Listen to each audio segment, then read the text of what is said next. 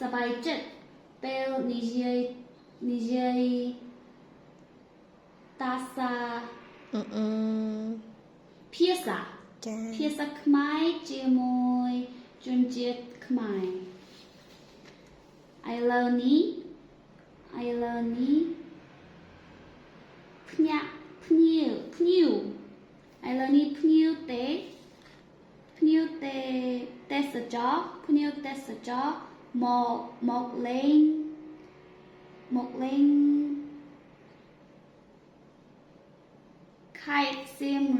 ខេត្តសៀមរាបច្រើនណាស់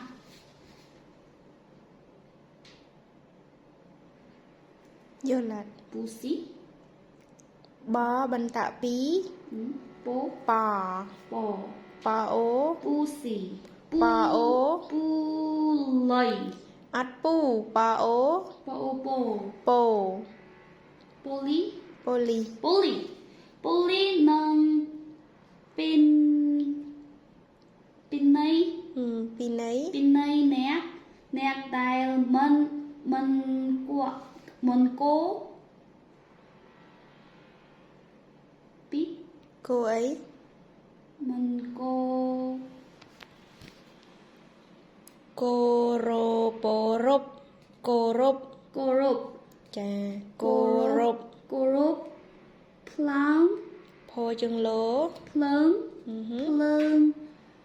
ចរាចរណ៍ ចាសូមអានម្ដងទៀត ពូលី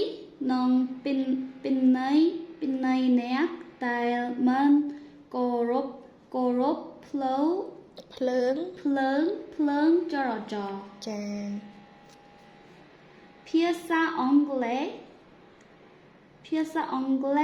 មានប្រយោគច្រើនណាស់សម្រាប់ជនជាតិទាំងអស់ភាសាខ្មែរមានច្រើន